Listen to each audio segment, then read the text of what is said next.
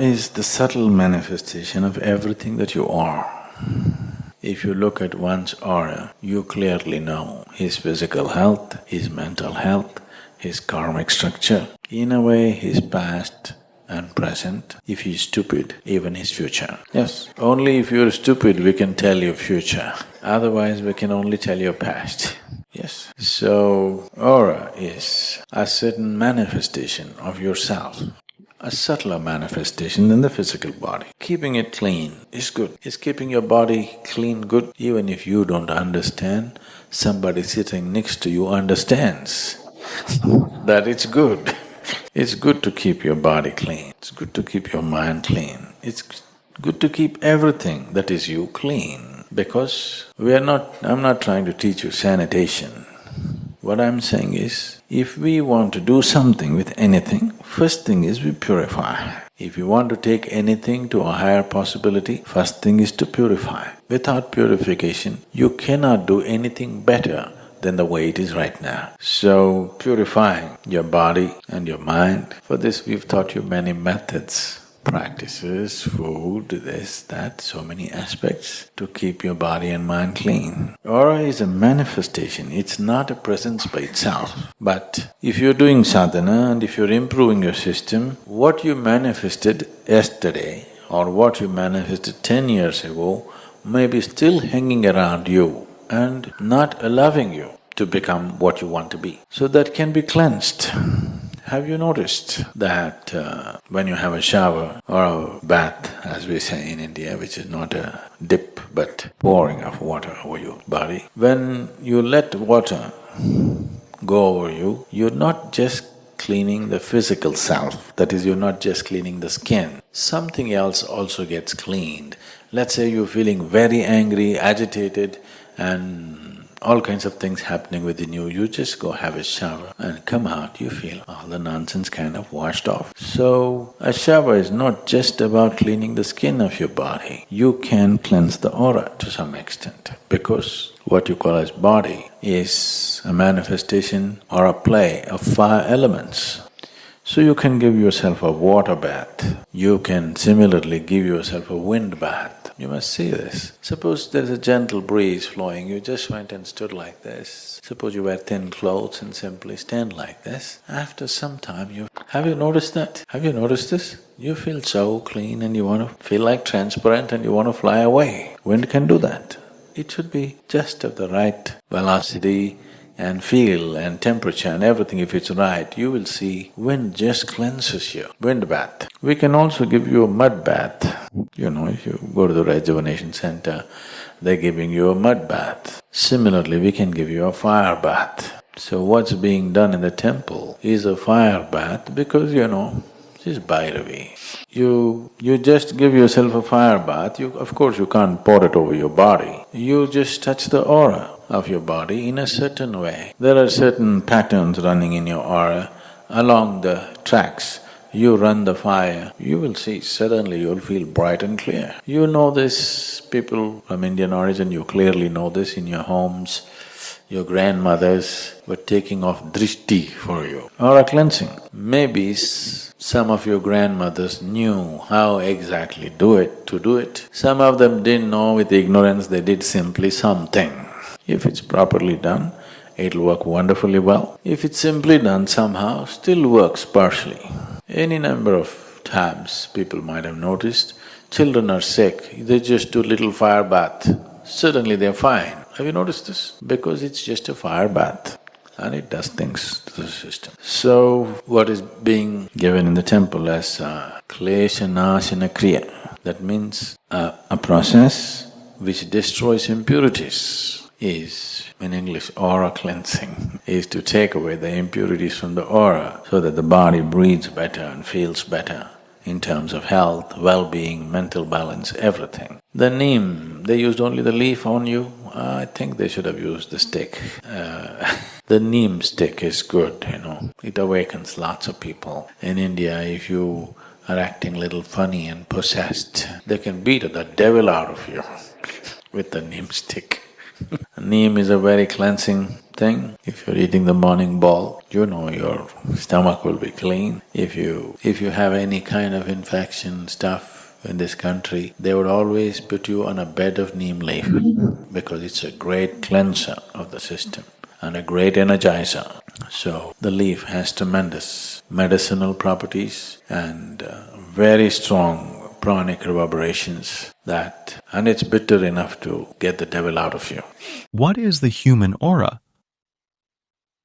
The above question is frequently asked the student of occultism by someone who has heard the term but who is unfamiliar with its meaning. Simple as the question may seem, it is by no means easy to answer it plainly and clearly, in a few words, unless the hearer already has a general acquaintance with the subject of occult science. Let us commence at the beginning and consider the question from the point of view of the person who has just heard the term for the first time. The dictionaries define the word aura as any subtle, invisible emanation or exhalation. The English authorities, as a rule, attribute the origin of the word to a Latin term meaning air, but the Hindu authorities insist that it had its origin in the Sanskrit root et, meaning the spoke of a wheel, the significance being perceived when we remember the fact that the human aura radiates from the body of the individual in a manner similar to the radiation of the spokes of a wheel from the hub thereof. The Sanskrit origin of the term is the one preferred by occultists, although it will be seen that the idea of an aerial emanation indicated by the Latin root is not foreign to the real significance of the term. Be the real origin of the term what it may, the idea of the human aura is one upon which all occultists are in full agreement and harmony, and the mention of which is found in all works upon the general subject of occultism. So we shall begin by a consideration of the main conception thereof as held by all advanced occultists, ancient and modern, omitting little points of theoretical variance between the different schools. Briefly then, the human aura may be described as a fine, ethereal radiation or emanation surrounding each and every living human being. It extends from 2 to 3 feet in all directions from the body. It assumes an oval shape, a great egg-shaped nebula surrounding the body on all sides for a distance of 2 or 3 feet. This aura is sometimes referred to, in ordinary terms, as the psychic atmosphere of a person, or as his magnetic atmosphere. This atmosphere or aura is apparent to a large percentage of persons in the sense of the psychic awareness generally called feeling, though the term is not a clear one. The majority of persons are more or less aware of that subtle something about the personality of others, which can be sensed or felt in a clear though unusual way when the other persons are nearby, even though they may be out of the range of the vision. Being outside of the ordinary range of the 5 senses, we are apt to feel that there is something queer or uncanny about these feelings of projected personality. But every person, deep in his heart, knows them to be realities and admits their effect upon his impressions regarding the persons from whom they emanate. Even small children, infants even, perceive this influence and respond to it in the matter of likes and dislikes. But human testimony regarding the existence and character of the human aura does not stop with the reports of the psychic senses to which we have just referred. There are many individuals of the race, a far greater percentage than is generally imagined, who have the gift of psychic sight more or less developed. Many persons have quite a well-developed power of this kind, who do not mention it to their acquaintances for fear of ridicule or of being thought queer.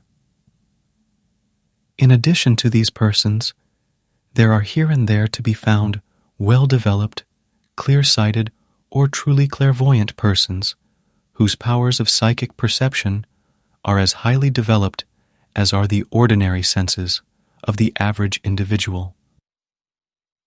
And the reports of these persons, far apart in time and space, though they may be, have always agreed on the main points of psychic phenomena, particularly in regards to the human aura. To the highly developed clairvoyant vision, every human being is seen as surrounded by the egg-shaped aura of 2 or 3 feet in depth, more dense and thick in the portion nearest the body, and then gradually becoming more tenuous, thin, and indistinct as the distance from the body is increased.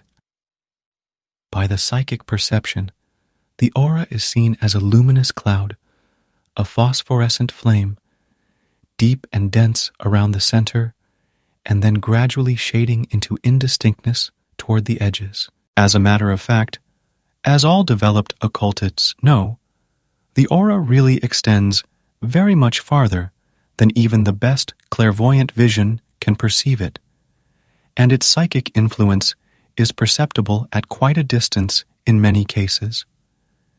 In this respect, it is like any flame on the physical plane. It gradually fades into indistinctness, its rays persisting far beyond the reach of the vision, as may be proved by means of chemical apparatus, etc.